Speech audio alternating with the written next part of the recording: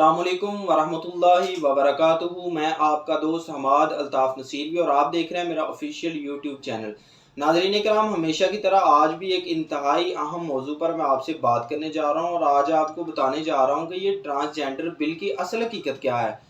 کیونکہ کیا اس میں کچھ ایسی بات لکھی ہے کہ اب مرد مردوں سے اور عورتیں عورتوں سے شادی کر سکتی ہیں، اور کیا یہ بل جو ہے یہ خواجہ سراؤں کے تحفظ پر ہے یا پھر ہم جنس پرستی کے فروغ کے لیے ہے۔ تو آج میں آپ کو اس کی مکمل کہانی بتاؤں گا اور ایک ایک فیکٹ آپ کے سامنے رکھوں گا کہ بل میں آخر لکھا کیا ہے اور یہ بل کن کے لیے ہے۔ تو ویڈیو کو پورا اینڈ تک دیکھیں۔ اگر آپ میرے چینل پر نئے ہیں تو چینل کو سبسکرائب کر دیں، بیل کے آئیکن کو کلک کر دیں تاکہ مزید ایسی انفارمیٹو ویڈیوز آپ تک پہنچتی رہیں۔ تو آئیے دیکھتے ہیں کہ ٹرانسجینڈر بل کیا ہے۔ ناظرین کرام، پاکستان میں جتنے بھی بل آج تک پاس ہوتے رہے ہیں خواجہ سراؤں کے تحفظ کے لیے، تو اس پر کسی بھی ذی شعور شخص کو کوئی بھی اعتراض نہیں رہا،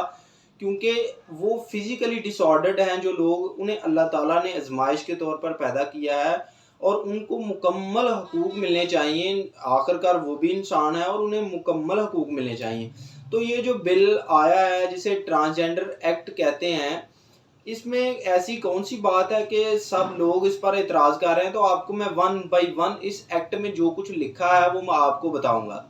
فرسٹ آف آل تو جو اس میں بات بیان کی گئی ہے وہ ہے کہ نادرا جو ہے یہ انہیں فوری طور پر آئی ڈی کارڈز جاری کرے جو خواجہ سرا ہیں، جو فزیکلی ڈس آرڈرڈ لوگ ہیں۔ تو بہت اچھی بات ہے، انہیں آئی ڈی کارڈ جو ہیں یہ ملنے چاہیے، کہ بجائے اس بات کے کہ ان پر تنقید کی جاتی ہے جی یہ فلاں اور یہ فلاں، تو اس سے بہتر کہ انہیں آئی ڈی کارڈز ایشو کیے جائیں۔ تو اس بل میں یہ لکھا ہے کہ اس کو آئی ڈی کارڈ انہیں فوری طور پر ایشو کیے جائیں۔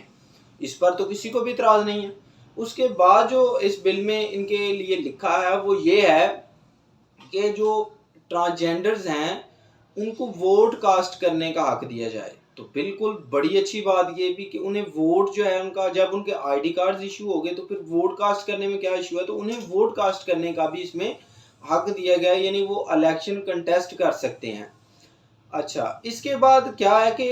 Right to property. Right to property سے مراد یہ ہے کہ جو بھی ٹرانسجینڈرز ہیں وہ پراپرٹی بیچ سکتے ہیں، پراپرٹی خرید سکتے ہیں۔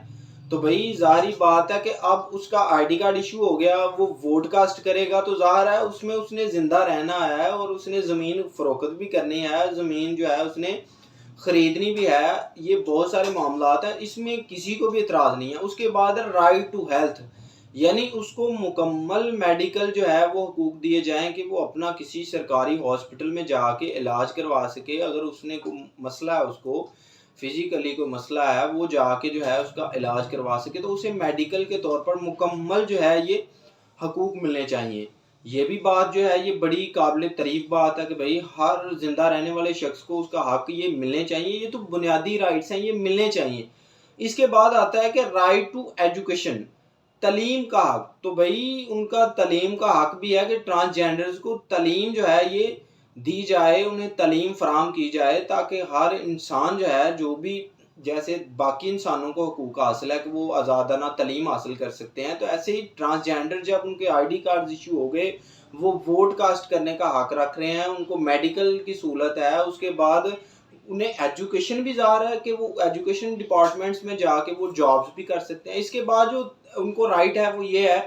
کہ مختلف ڈپارٹمنٹس میں جاب کا جو کوٹا ہے وہ ٹرانسجینڈرز کے لیے مختص ہو۔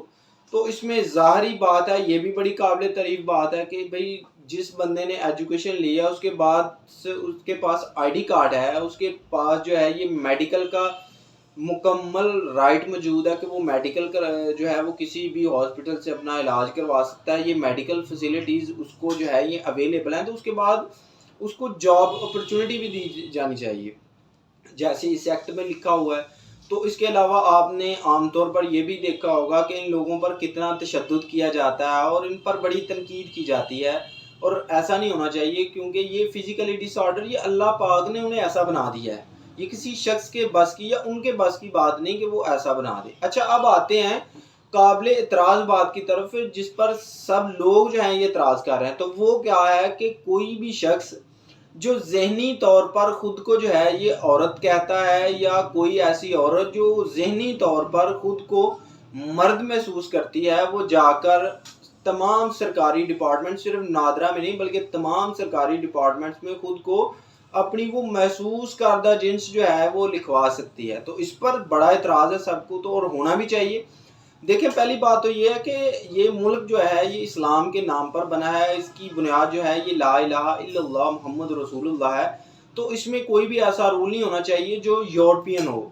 اچھا، اب اس سے فرق کیا پڑے گا کہ اب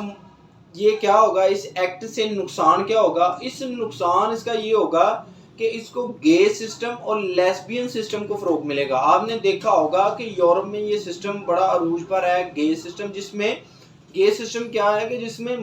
دو مرد جو ہیں یہ آپس میں جنسی تعلقات رکھتے ہوں، اور لیسبین سسٹم یہ ہے کہ جس میں دو عورتیں آپس میں جنسی تعلقات رکھیں، اس کو لیسبین سسٹم کہتے ہیں، اور یہ یورپین میں کافی مقبول ہے۔ لیکن یہ ملک اسلامی ہے، اور ہمارے اسلام نے، سرکار دو عالم صلی اللہ علیہ وآلہ وسلم نے منع فرمایا ہے، ہمارے دین اسلام نے، قرآن نے اس کو منع فرمایا ہے۔ تو اس کا ایک تو یہ ہوا کہ اس میں کوئی کلیریفیکیشن نہیں ہے کسی کو کہ کوئی بھی شخص جائے گا، اب ایک شخص کا نام ایان ہے، اب وہ کہتا ہے جی میں نے فرض کریں ایک شخص کا نام جو ہے وہ ایان ہے، تو وہ کیا کہتا ہے جی اب میں ذہنی طور پر خود کو عورت محسوس کرتا ہوں، نہیں اب مجھے تو جو ہے یہ اب نشین لکھیں، تو وہ نادرہ میں جا کے جو ہے یہ کہتا ہے جی مجھے نشین لکھ دیں، تو وہ ایسی جگہوں پہ بھی جا سکے گا جو صرف اور صرف عورتوں کے لیے مختص ہے، مردوں کے لیے نہیں۔ اس کے بعد اگر کوئی عورت خود کو مرد لکھوا دیتی ہے تو وہ ایسی جگہوں پہ جا سکے گی جہاں پہ جو ہے یہ صرف اور صرف مردوں کے لیے مختص ہے۔ اب ایک عورت خود کو مرد لکھوا لیتی ہے، اس کے بعد وہ برابر پراپرٹی میں جو ہے یہ حصہ مانگے گی۔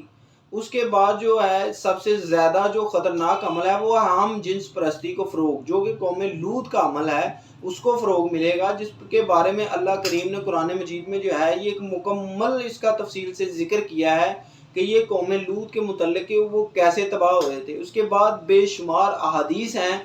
کہ جب دو مرد آپس میں جو ہے یہ ہم جنس پرستی کو یا فروغ دیں، یا یوں کہہ لیں کہ دو مرد آپس میں جنسی تعلق رکھیں، اس کے متعلق بے شمار احادیث ہیں، جس پر جو ہے یہ ہمیں سوچنے کی بات ہے، ہمیں اس پر غور کرنے کی بات ہے کہ یہ بات جو ہے یہ کس طرف جا رہی ہے۔ تو یہ بات واقعی قابل مذمت ہے اور یہ قابل اعتراض ہے،